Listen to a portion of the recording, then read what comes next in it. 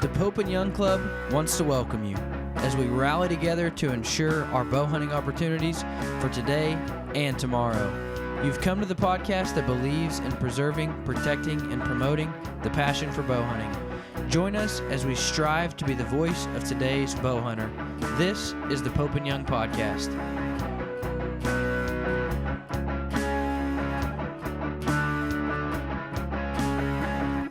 All right, everybody, welcome to the Pope and Young Podcast. I am joined as always by my co-host, Tim Rzuski.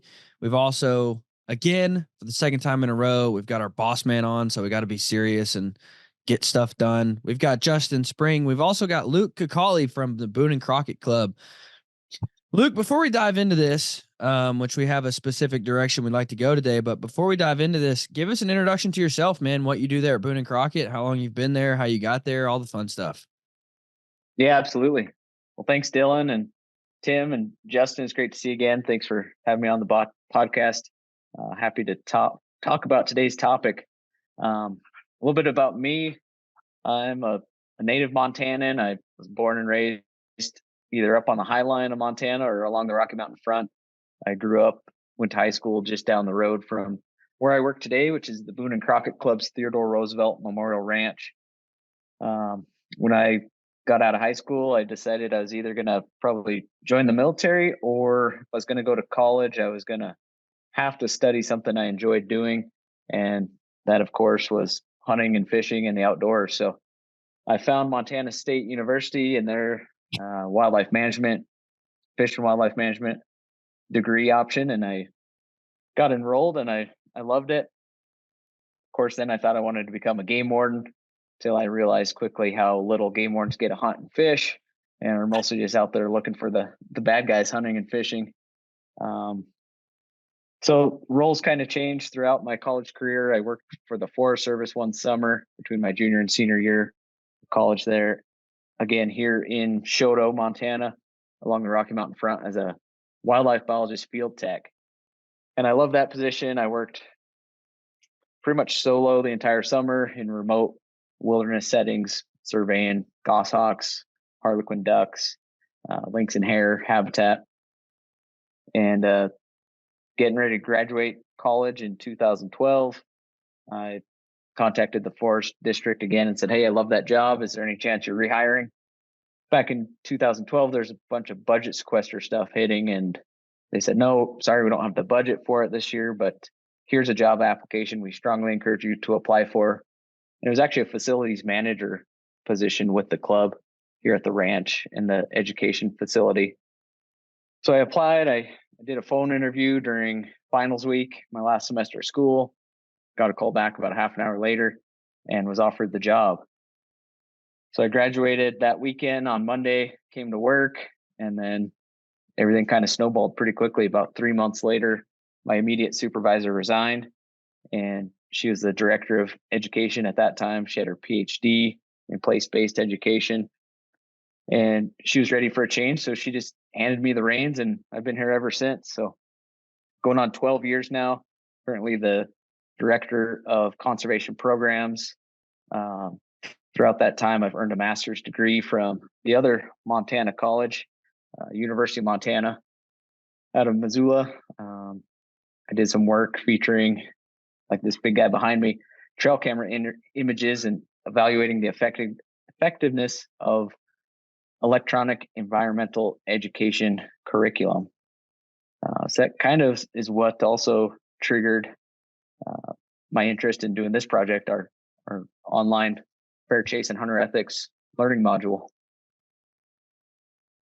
Which I kind of hate it when we have a specific direction we want to go, because I'm the kind that I get a lot of questions as you begin to talk, but I also don't want to get off track. So Justin is here. I mean, it's no secret, Justin just joined Pope and Young from the Boone and Crockett Club. And so he was on the team with Luke to help develop this program. And so we just kind of wanted both people on here, one from Pope and Young that was, hands-on at the time with Boone and Crockett. And then, of course, Luke, who runs the program. So I don't know which one of you want to take the reins, but give us an introduction to this program. And let's start with the necessity behind it. Why the necessity for this module that needed to be created? I mean, I guess I can talk on it a little bit. At Boone and Crockett, and still I was on the ethics committee, and I'm actually still the deputy of that committee. And we were looking for a way to reach that college age, maybe late high school age potential hunter, somebody that maybe hadn't been experienced in it a lot.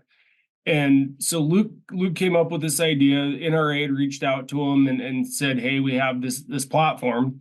And he pitched the idea to me. And realistically, I was like, "Hey, man, it's a great idea. I just don't know about the funding." Well, Luke goes out and gets us a pretty significant grant that pretty much covered the whole thing. And so once we had that, we developed a team of educators, and it was kind of funny. Luke and I think, were the only ones on the call that didn't have PhDs next to our name.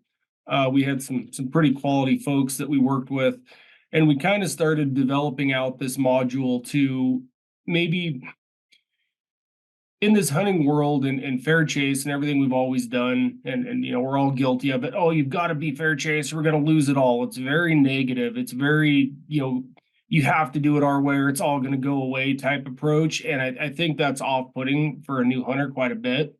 And so from the beginning, our goal was to kind of, be a little more welcoming, a little less, doom and gloom, and a little more friendly, I guess. What would you want to add to that, Luke? Yeah, so for my position, it really started years ago. I'd get a call or an email at least a couple times a year. It might be from a science teacher in Massachusetts. And they said, "Hey, I'm a hunter. I love Boone and Crockett. I believe in fair chase. And I have the opportunity this semester to teach a junior high or high school class about it. What do you guys have from Boone and Crockett that can help me with that? I've been looking online. I've been looking on your website, and they see a conservation educator email address, and they ping me about it. And honestly, I didn't have much. Jim Pozowitz, a late club member, has a great little book, Beyond Fair Chase, that probably everybody anywhere who's taken a hunter ed course has seen or read or was assigned homework for. But beyond that, I didn't really believe like there was a great curriculum, a great handout, other than maybe some magazine articles, some press releases. We have a great position statement on it, so we had a lot of the content to do something great with. And like Justin mentioned, it wasn't until I learned more about the NRA's hunter education platform online and what could be done with online education. The state of Arizona has a great fair chase program as well, but I felt like both those programs were missing the mark, and I felt like Boone and Crockett really was the flagship foundation, if you will, to teach and preach fair chase. So it all just kind of culminated together when I met with Peter Churchborn at a R3 symposium. He presented on what the NRA had done. I said, "Hey, I've looked at what you guys have. You have like maybe one subsection within 4 chapters is fair chase. It's good, but let Boone and Crockett help you make it great." So with the NRA's Hunter Leadership Forum, they awarded us a grant. We worked with the same web developers that the NRA had worked with for all of their online modules. Like Justin said, we formulated an outstanding team of club members. We had a board member on there, a guy actually who's getting his doctorate in philosophy specifically on fair chase, folks that work with federal agencies, folks from other NGOs. So we created what we think is a top-notch, world-class fair chase program. So when you go to create this, like what all goes into that? I mean, how do you begin to unpack that and begin to do this in a way that will, really do it a justice? I mean, obviously you guys did. You guys did a phenomenal job. I've heard the NRA speak very highly of it. But what all goes into it? I mean, how do you go about providing all of the detail needed for this? Yeah, luckily we had a couple all-stars who created a lot of this fair chase content already, and it was written, but it was very extensive. So the first thing I did was went through all the documents, all the news articles on our website, every keyword search I could get my hands on, literally cut and copied, pasted into a giant Word document, all the relevant info, and then went through with the highlighter and used more colors on that Word doc than in a box of Lucky Charms to identify, what we absolutely need to have, what would be good to have, what ties in where, a little bit that maybe we could cut out or was repetitive. And I sent this outline. I don't know how many pages that was, Justin, but I sent it out to the committee at first, and I said, here's what we got.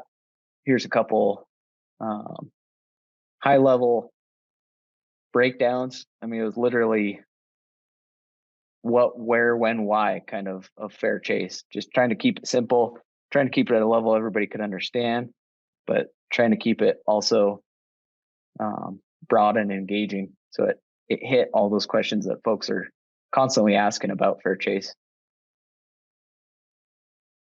Yeah, and then like Luke said, once we had the stuff we wanted to hit, that's when we got together. We got together with the developers, and we kind of started developing a storyboard, I guess, on how do we present this? Okay, let's get a basic thing, like you've got a hunter or whatever, they're trying to get into the field, and we kind of built that out. And as we built it out, it's like, okay, this would be a great place to plug in, this particular topic of fair chase we want to touch on, or maybe we can touch on technology here. And then so that was kind of the framework. And I mean, how long did we spend with that committee building that storyboard out, Luke? I mean, it was months, and iteration after iteration, making sure everything was perfected and came across. And again, these programmers were great. They were awesome to work with, but they didn't live and breathe this stuff like those of us at Boone and Crockett at the time and in this industry have done. And so we worked with them very carefully to make sure, every word was correct. Every situation was completely explained to somebody new. Yeah, that was a real interesting part of the module creation, was that, we could get our Boone and Crockett team together and we could sit down and have a conversation. And our biggest challenge would be getting too specific and going down a wormhole of one specific subject area within fair chase. But then trying to run that through a team of web developers who code and create great looking stuff, but they're sitting in the middle of Salt Lake City and they don't necessarily know the difference between a mule deer and a red stag. That even in just picking of images for our art selections came up a couple times, like, wait, guys, we got to redo this.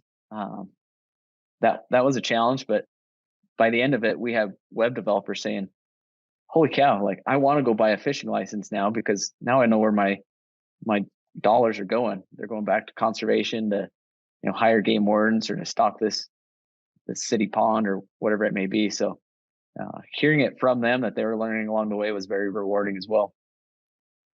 All right. So, and let's not throw anybody under the bus here, but what was the biggest tie up? Like, throughout this conversation, throughout the development of this module, like, what was the biggest hang up or disagreement, or, you know what I mean? Like, what took the longest to hash out, if you will?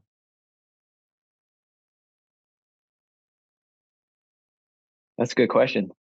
Or maybe it's a couple, maybe there were just a few like really big issues that, and again, we're not trying to, open those worms back up. I'm just curious to know what took the longest to kind of hash out as far as the standpoint went. The one that sticks out for me was kind of a discussion on, if it was fair chase to take $2 if you legally could. The developers had looked at our fair chase requirements and kind of seen that, like, they looked at the party hunting policy and like, no, you can only put the one in the book, your first deer. And there was kind of a disconnect there. And it wasn't that there was a question. It's like, well, I mean, no, you never take more than one if your limit's one. But if you're in a management season and you can shoot 2 or 3 does, there's absolutely nothing wrong with killing 2 or 3 does that would be outside of fair chase.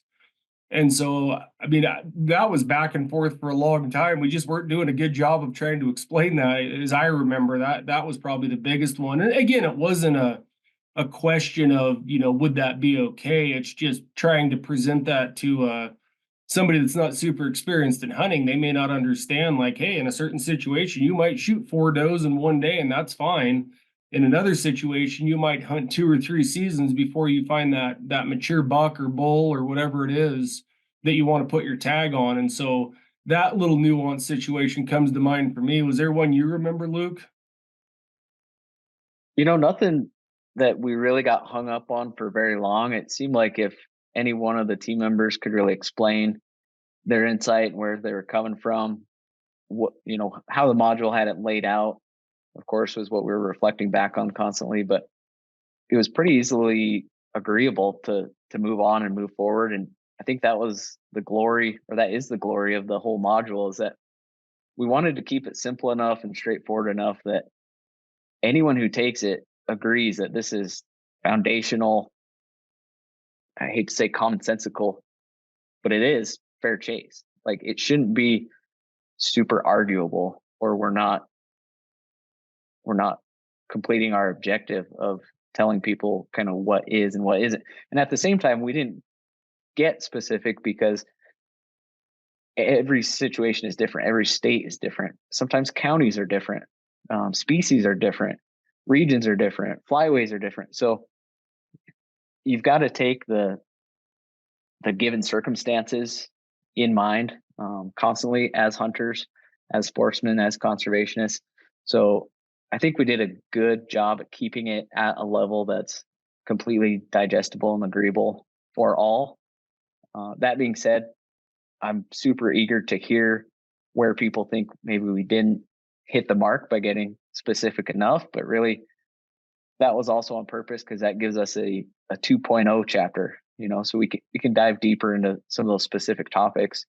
We don't want to get people's blood boiling and just create divisiveness amongst our small community of hunters and conservationists, but for the most part, it went really smooth. So how did you handle the issues or topics that, you know, is up for debate? Like, what's ethical for you might not be ethical for me. One that comes to mind, Justin, sorry if I push a hot topic here for you, but shot distances. You can't just automatically say, okay, 27 yards is ethical. Anything past that, unethical. So how did you kind of handle those topics of discussion? It was, to Luke's point of trying to stay high level, we didn't get into shooting too far or anything like that during the discussions. I don't remember if that one even made the final cut, just because each person is different. But that was more example of, whatever that shot distance is that you are, 99.9% sure that you're going to ethically and cleanly take the animal. That's what we emphasized here. Not push it too far. Right. No, it's no, make sure that you are, if you're going to pull the trigger, you are certain that you're going to quickly and humanely incapacitate, kill the animal, lack of a better term. And so that's that high level stuff. When you start talking about, well, is 522 yards, is that a little too far with a rifle? No, we don't want to get down into that. That's a 301 or 401 level discussion. And so that's how we avoided a lot of that, is we didn't really get those super pointed questions that people love to debate. It's more of this high level, again, a technology argument. Hey man, are you taking an animal's life purely on the use of technology, or is it on your skill? That's the level we presented it at, not if you use this technology and make an instantaneous decision to go because you got this trail camera picture. We never got that far down into depth. Just that, like Luke said, that very common sense, high level, man, you just got to look at it. Like, did I get this elk because I used technology completely, or was there some hunting involved? Did the animal have a fair chance to escape? And so, that's how we avoided it, is we never really dove that deep into anything. We just kept it high level of what the concern was. Yeah. And it's a Now, valid question, because that's, everyone's looking for an answer. So I guess my answer would be, Boone and Crockett's very good at leaving management tasks within the state's hands. So local law or state law is never going to specify a shooting distance requirement, right? That's legal or illegal. But the ethical choice in the module's case is pretty simple and straightforward, in that an ethical hunter should only shoot from a distance in which you can ensure the first shot is accurate and lethal. period. So that's kind of where we left it. Yeah. And that's a good way to look at it. Because there are these things that once you begin to discuss, not only is there no necessarily right or wrong answer, but it's also going to cause a lot of division, a lot of separation between what's already a small group of minorities that we don't need to separate anymore. Um, so I was just curious to know, like, was there one of those issues, and Justin may be right, maybe shot distance didn't even make it in there, but was there one of those issues where not I don't want to say issues either. Was there one of those topics where you really had to be careful about the wording behind it to not cause that debate between people, whether what's ethical, what's not?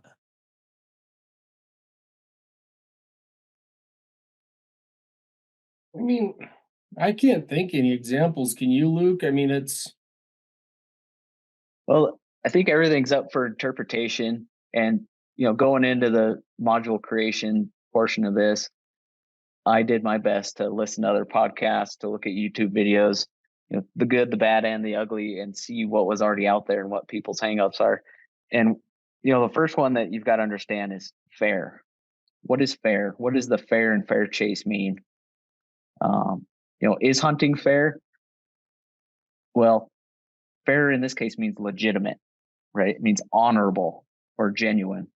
So are we doing what we feel is an honorable task at hand? Is it appropriate? Again, given the circumstance. And then another hang up that folks have seems to be the reasonable chance to escape. A fair chase hunt is one in which the animal has a reasonable chance to escape. Well, that can be pretty broad and misconstrued. But what is not a reasonable chance to escape is a lot easier to define. So let's start there. A mule deer or whitetail stuck in a 6-foot snowdrift does not have a reasonable chance to escape. Now, some people would argue, well, no deer has a reasonable chance to escape from my 30-06. Well, yeah, hopefully not. If you've practiced your marksmanship and your stalking skills and all those things. So there are a couple things that kind of need to be brought to the forefront and defined a little bit further, because we can take some of these terms and run with them. Right.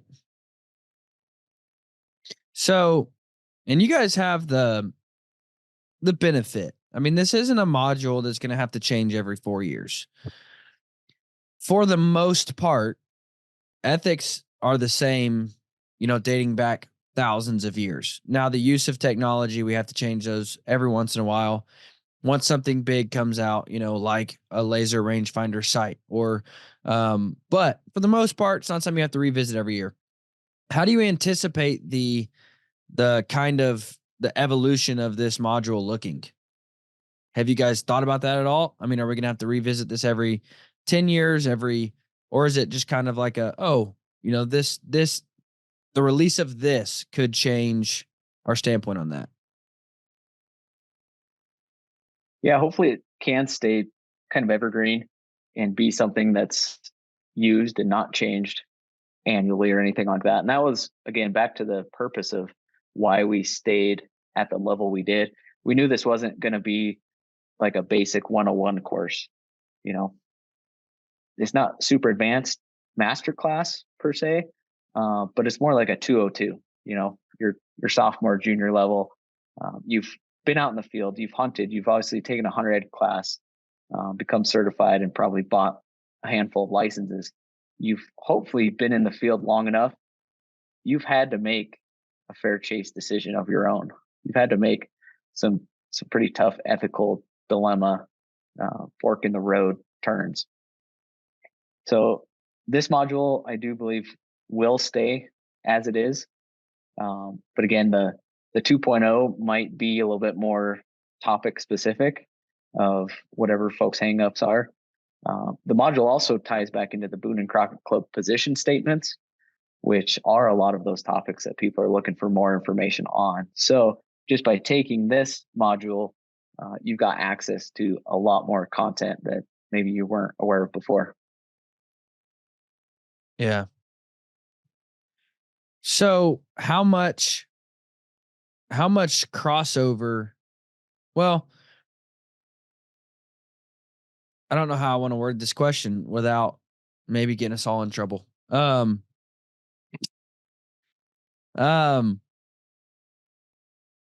Justin, do you think you were on the ground level of this project?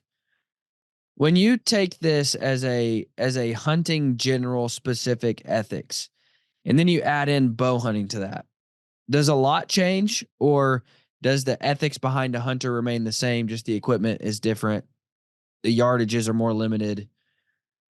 Do you have to revisit any of that if it's bow hunting specific, or is it, you know, the No, same, just a different weapon? I mean, I'd argue you don't need to revisit any of it. It doesn't really matter what Yeah. weapon you're holding, muzzleloader, air gun, bow, traditional bow, rifle. I mean, it's at the end of the day, what's the basis of this? We're conducting ourselves in a manner that's appropriate to the entire country. It doesn't matter what weapon's in your hand. I mean, it's not okay to trespass because you have a bow in your hand. That would be I mean, that'd be an example of something you'd have to revisit. This is all high level, as an archery hunter, is that shot distance going to be to the extent of, say, a 300 Weatherby? No, but you still have to make that decision that maybe 32 yards in a particular situation is too far for you to deliver that ethical kill. And so I don't Right. I don't think any of it varies at all. And that was part of the reason that for me, moving from Boone and Crockett, having spent 15 years there to Pope and Young, end of the day, man, we're all hunters, we're all conservationists. We want the non-hunting public that supports it to continue to support the activity regardless of your weapon choice. So your ethics are the ground level. I don't think it's different from one to the other. Yeah. No, and I think that's absolutely perfect. That was a perfect answer in my opinion, because I think so many people alienate themselves on, well, I've got, I use this weapon, so, and it goes kind of back what to Luke said. I use this weapon, so shot placement's not that big of a deal because I'm gonna blow through them no matter what.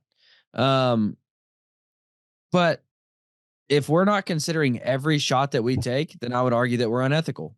If we're not considering, is this the best? Now, yeah, if you're shooting a certain caliber of weapon, can you shoot them in the shoulder? Yes. But there's still a better shot to be taken. Is this the best shot I can take on this animal to quickly and effectively kill this animal? And if you're not asking yourself that question, I would argue you have a problem. Mhm. In So, all this that I'm listening to and have discovered myself is that at this level of this training and this information, if you don't, if you're not on board with it, if you don't understand it and welcome it as a ground level um, effort or standard, then the next level isn't going to apply to you. The next level is going to challenge you a lot of times, especially in social media life. Um, People's opinions really aren't opinions of fact. They're not opinions of ethics. It's opinion of I want you to know what I do, and I don't want you to argue it. This is this is definitely below that. I'd love to see what 201 and 301 become. The second and third generations, and if there are any topics that, from a Pope and Young perspective, are archery specific. Justin, with both organizations' fair chase affidavits, um, we try to tell the hunter, hey, read this over. We don't tell them to go on our website. We don't tell them to go take this class before they fill out their fair chase affidavit. Yeah. And we do have positions. We do have expectations of you, the hunter, to have fair chase ingrained in your hunting, but also in your personal ethics. And there are times, had a few today, where people challenge our position because it's not what they did. And if you go back to this ground level that they've built, I think it's going to be a great point or a tool for me to say, if you go through this and read this or watch this, do you agree with this at least? And going to that next level will be, I think it'll be a challenge, but I think it'll be fun for you guys. No, the other thing too, and I don't care. I mean, every time I get into a discussion on fair chase or a particular topic, you got to question yourself. I mean, you think you're an ethical hunter, you think you're doing everything right, and I've had a few times in my hunting career that somebody pointed something out to me and really made me question myself. Like, man, I did 100% plan this cow's deer hunt, via online scouting. I did figure out the elevation they were looking to and navigated to it in the dark, on a Forest Service road, looking at my GPS. Walked out of the truck, walked down the hill the first evening, and like, oh look, there's a deer. You know, Maybe I was a little too reliant on technology on that hunt. So, everybody can always be checking themselves. Like, hey, man, does the animal have an honest chance to get away? Is this fair to the animal? I mean, yes, we're trying to kill it and eat it, and so inherently, no, it's not fair. That's to Luke's point. But the fair chase is the chance that it does. I mean, the way I always put it, the animal should get away more than you should kill it. That's how fair chase needs to be kind of couched if you're thinking about it personally. And like I said, I don't care if you've been doing this for 50 years. I mean, take this module and say, hey, I guess I never thought about that. Maybe I could have done a little bit better for fair chase, or maybe I could have explained this a little better. So I think it's relevant from a new hunter all the way to somebody that's, maybe in their last few seasons of being able to go afield. Yeah. No, I think you're right. And I think, ethics are going to change. Like the mental, I should say your ethics will change. The longer you go through life, the more you learn about the animal, the more you realize about yourself, the more what's ethical for my dad now is, you know, a shot 20 yards and in because his eyes are bad. Whereas, 15 years ago, yeah, he could shoot a deer at 35 yards. Well, now he has to readjust those things and start considering, okay, I can't make out the animal as well as I used to be able to at that distance. So as you go through life, ethics will change. Doesn't mean it changes for everybody. Doesn't mean all of a sudden it's unethical for everybody to shoot past 35 yards just because my dad can't see past 35 yards anymore. So I think it's important to note, and I'm sure you guys did a phenomenal job of that, of just telling people like your ethics is your ethics. You have to figure that out. Like you have to understand that for yourself. Oh, absolutely. I think that's definitely a strong tone throughout. But yeah, this ultimately comes down to you, right? And hopefully you realize that by you've clicked through the links this far to make it on the webpage to learn more about Fair Chase. Like that alone speaks a lot. But yeah, absolutely. Step one is it legal?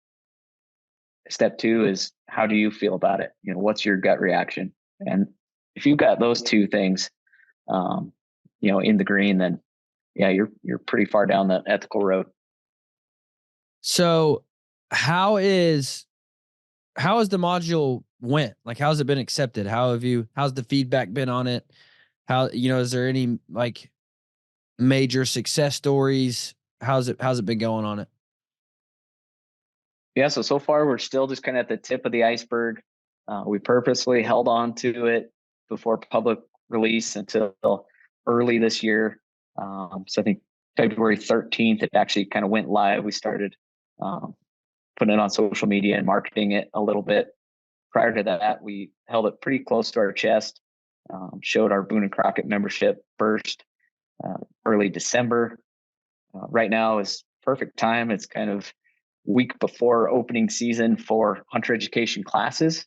So our goal is to do exactly what we're doing now, get on podcasts like yours, spread the word, just have everybody friends and family, take the module, check it out. Feedback is still coming in. We've got a fair number of completions. I think last time I looked, we had over 200 folks who had started the course and probably close to 100 who had completed it. So depending on how much free time you've got to dive into it, you can take the course at your own leisure. You create an account online and then you can log in from wherever, whenever you'd like, and take it in bits and pieces or sit down and do it all at once. So for the general public, what would you like them to know about this module? If you were, You want as many people to get eyes on it. What would you tell them about this module in specific? Like, what's the importance for somebody who's hunted their entire life to look at it versus, the new hunter going through hunter education for the first time? Yeah, well, the one thing we haven't mentioned is it's free. Yeah. It's free. We're not trying to make a dime off of it. We're not selling your information. The NRA hosted it very graciously on their platform. They're not trying to make money off of it.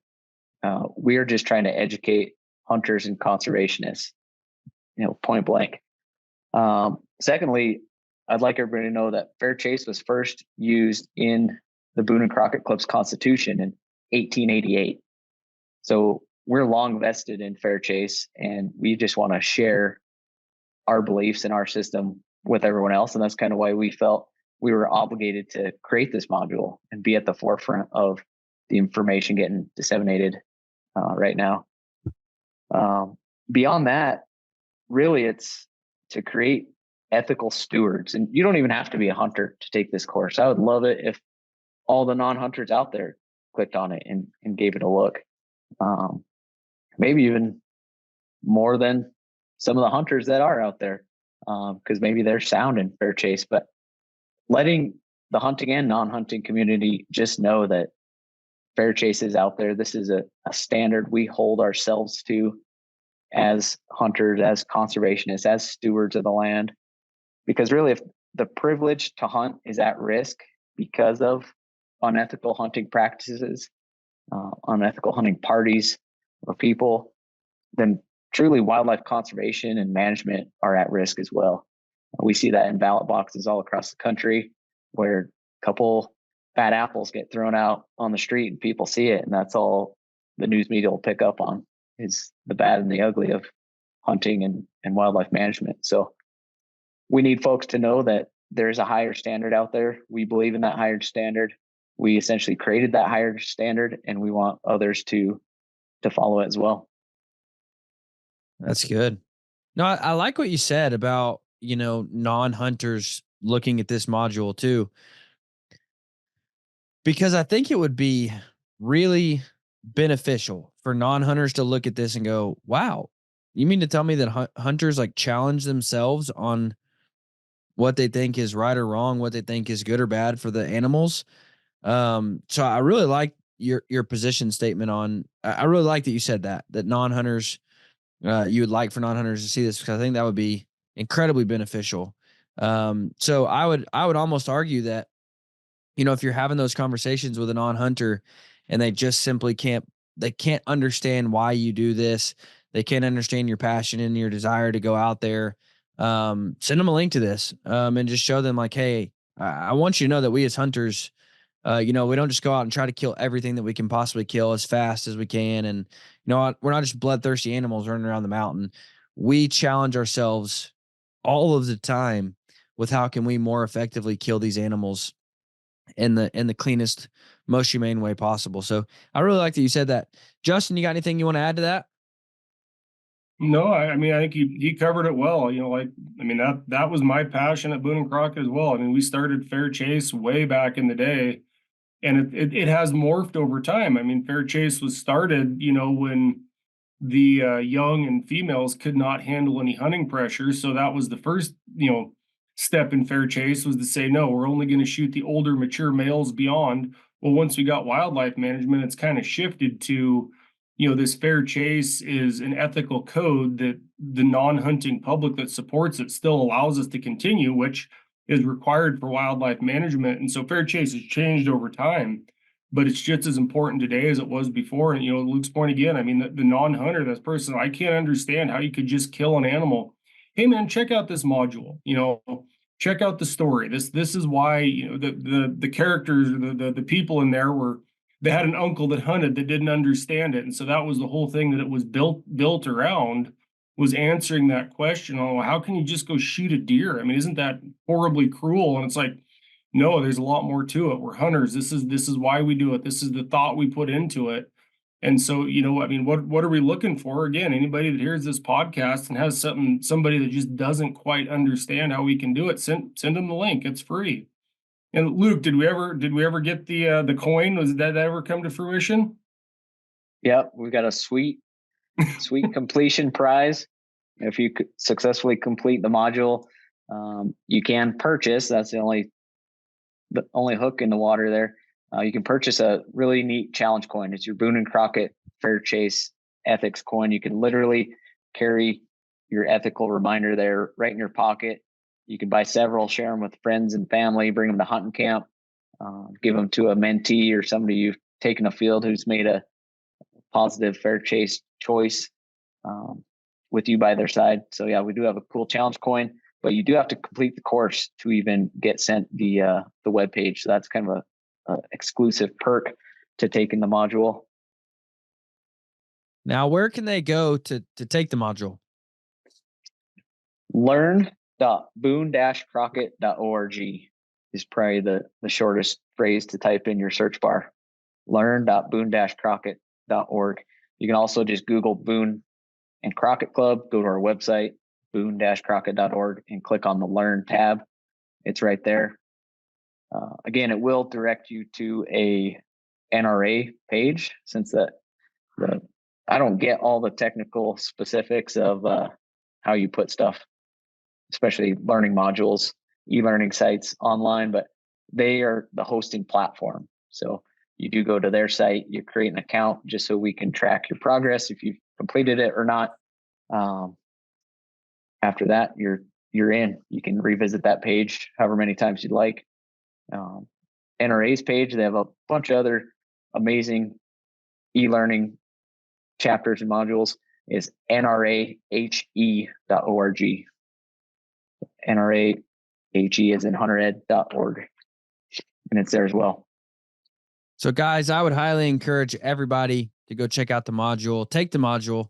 How long is the module? Like, if they want to take it, how long do they expect to take it? You know what I mean?